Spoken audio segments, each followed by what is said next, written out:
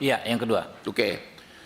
Ya, sudah hadir di sini Ibu Nirwana, ibu dari Sipandi ABK kapal dan suaminya, dan juga tim kuasa hukum dari Batam.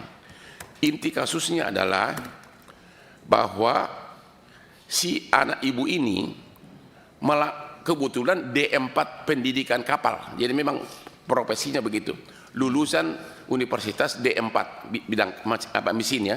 Oke.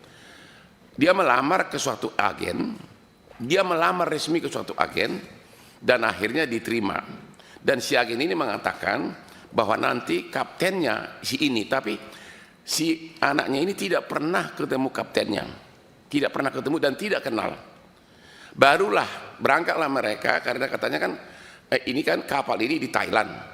Berangkatlah si Pandi ini ke rumah si kapten tanggal 1 Mei. Itulah pertama kali dia kenal sama kapten, diantar oleh ibu ini.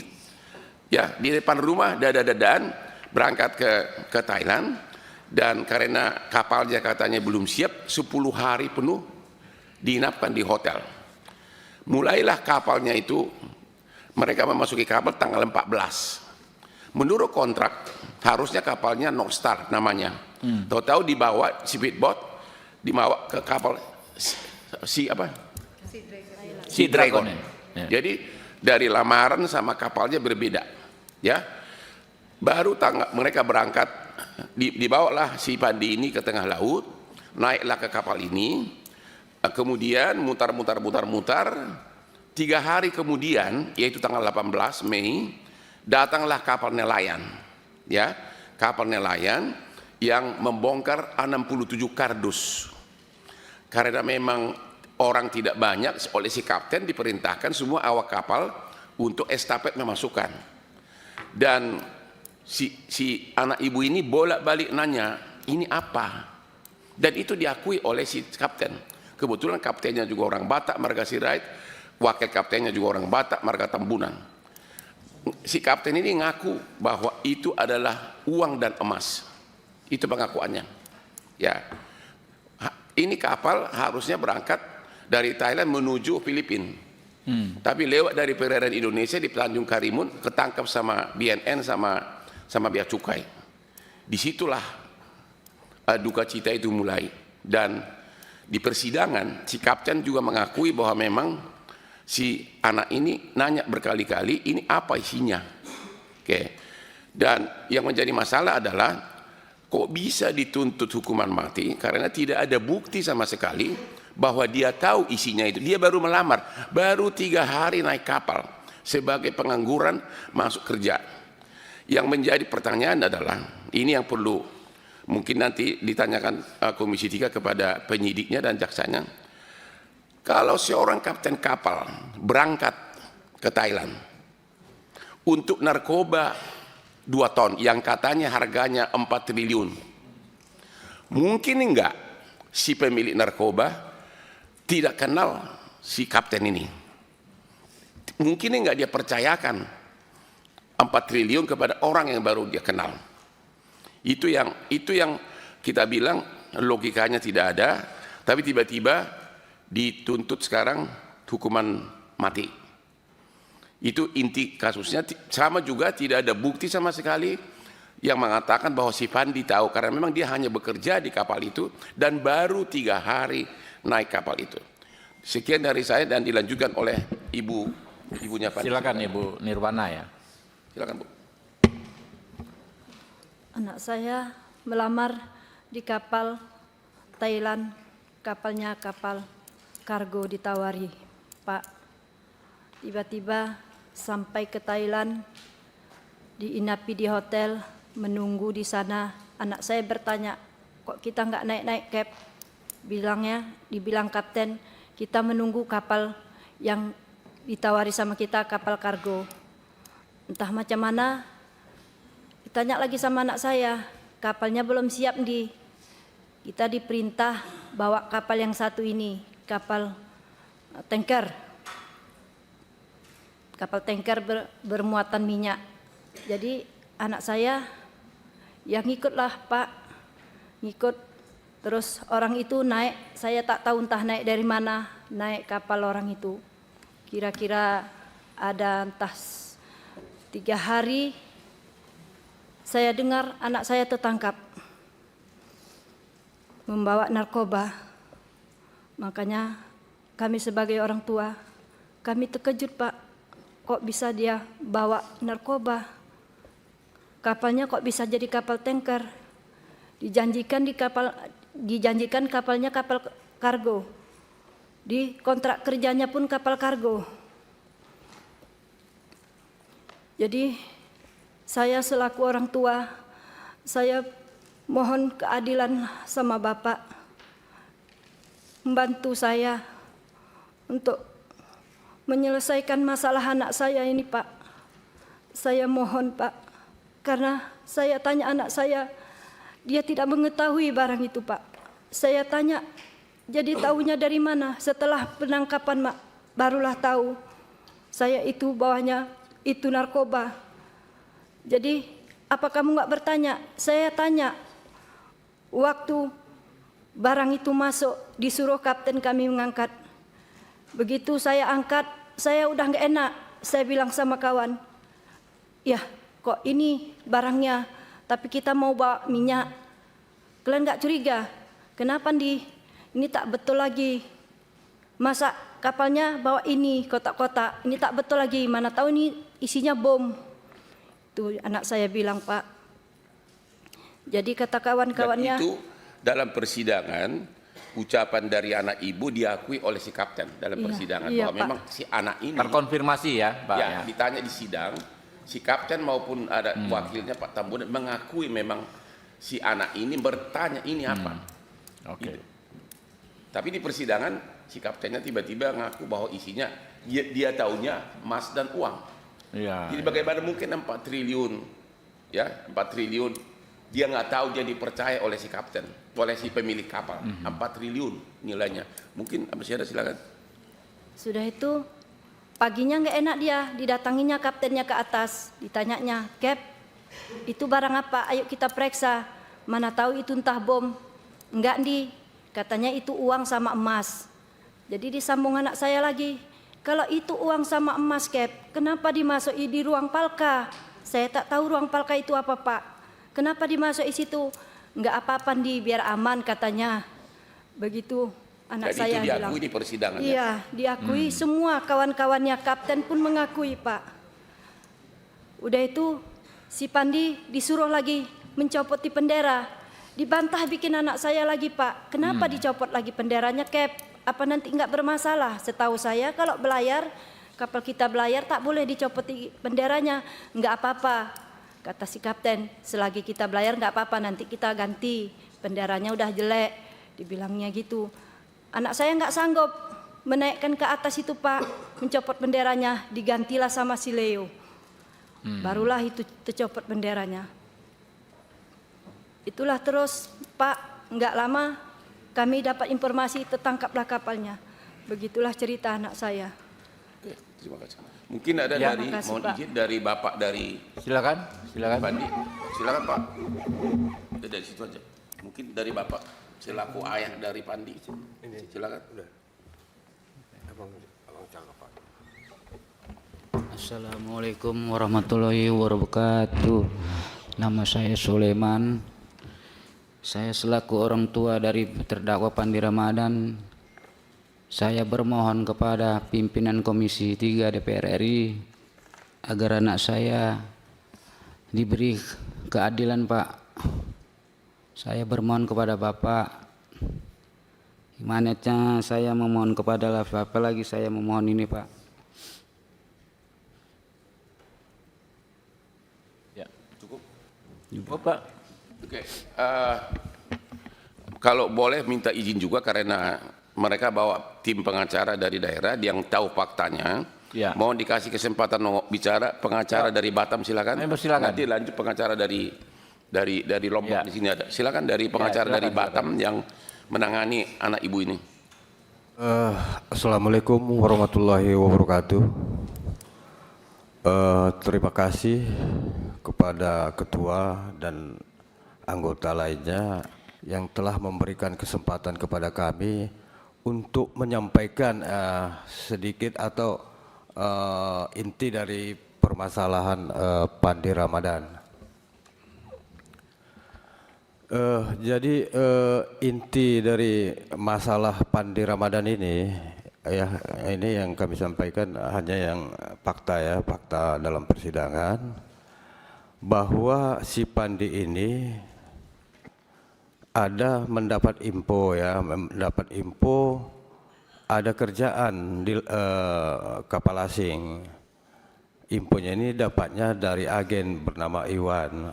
Kemudian Pandi ini menjumpai si Iwan, terus Iwan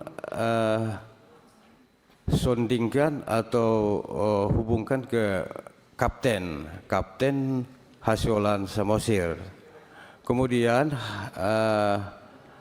Hasyolan Samosir menghubungi Pandi, ditanya dokumenmu, dokumen pelaut lengkap tak? Pandi bilang dibawanya berkasnya, dibawanya dokumennya semua. Oh ini udah mati, kalau bisa ini dihidupkan lagi. Kemudian dihidupkanlah dokumen-dokumen si Pandi ini. Kira-kira seminggu ditelepon sama si Hasyolan lagi, dokumennya udah siap Mbak Pandi, mungkin 2 hari lagi Pak, aku udah siap, nanti bawa lagi kemari. Setelah siap dokumennya ini, dia menjumpai Pak Hasyolan ini. Hasyolan mau meriksa dokumennya sudah lengkap, diserahkan sama Hasyolan, kapten. Terus kapten memberi data-data formulir yang akan diisi dia untuk bisa masuk melamar di kapal atau di perusahaan yang sudah si Hasyolan ini, kapten ini menjadi mitra, jadi kapten di perusahaan itu, di perusahaan kapal itu.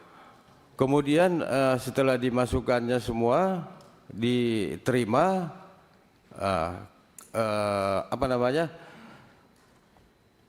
desainlah kontraknya selama 6 bulan dengan gaji 2.000 US per bulan selama 6 bulan. Kapal ini kapal kargo MP North Star, itulah di dalam kontrak kerjanya itu. Oke, setelah itu selesai, mereka ini mau berangkat ke Bangkok, Thailand, itu tanggal 1 kalau nggak salah ya.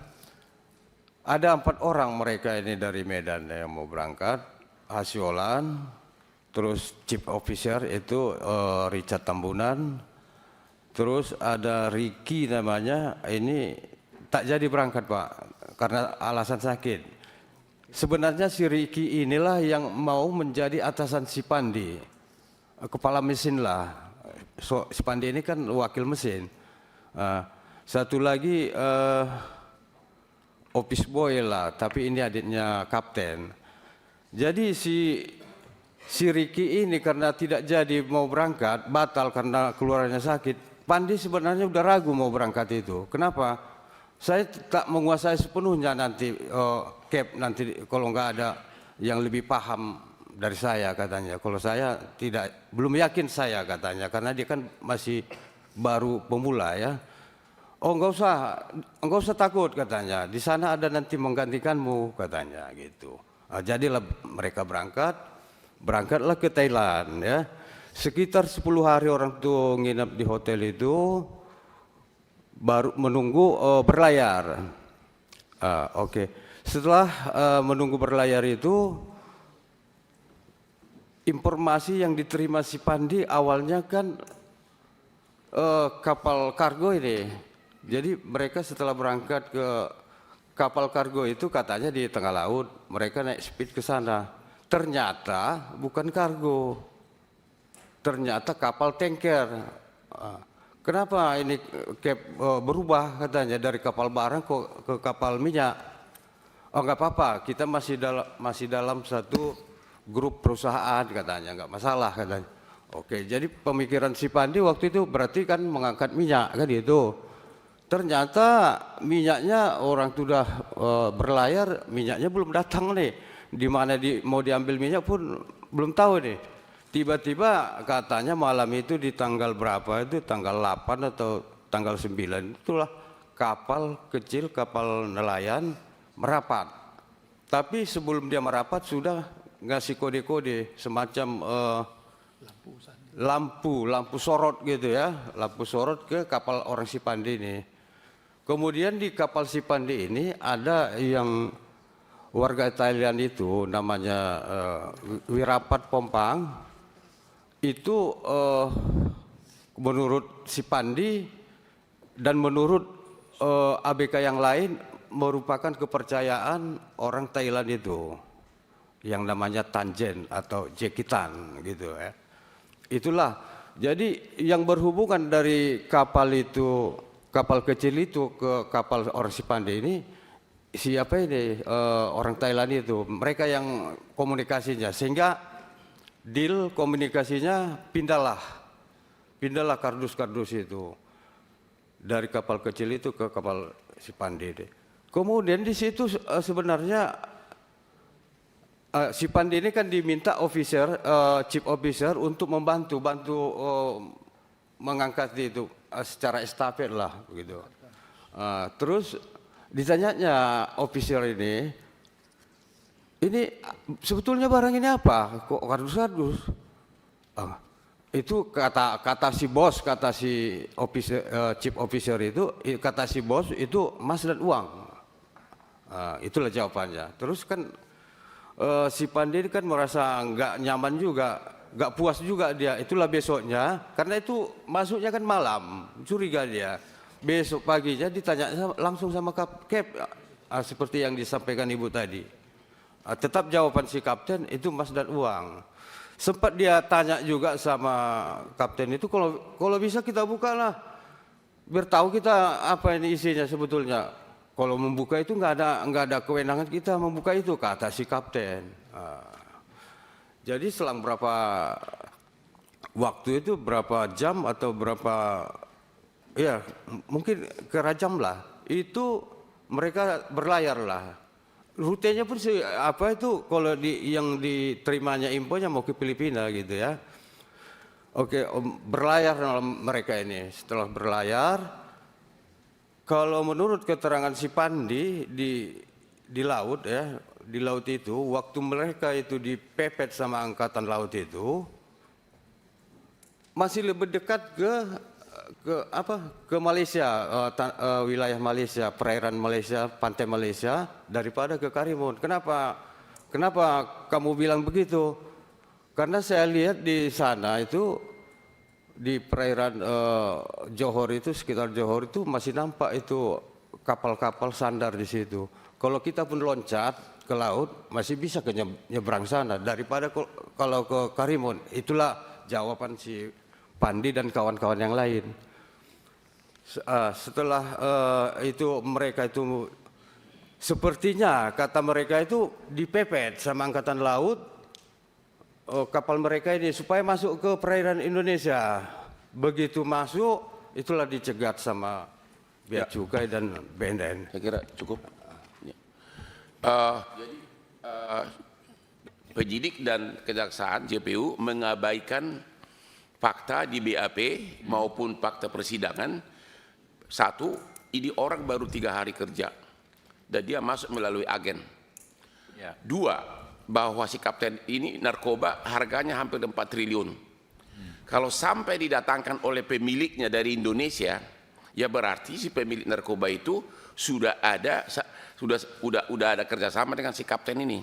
Karena 4 triliun nggak mungkin dong didatangkan untuk 4 triliun orang yang tidak kenal. Yang ketiga, bahwa sesuai dengan 2 minimum alat bukti tidak ada, diakui di persidangan bahwa memang si Pandi ini bolak-balik nanya. Kira-kira begitu, jadi kami mohon juga agar penyidik dan JPU-nya ya dipanggil di Komisi 3 untuk melindungi rakyat yang susah ini, Pak Ketua. Jelajahi cara baru mendapatkan informasi. Download Metro TV Extend sekarang.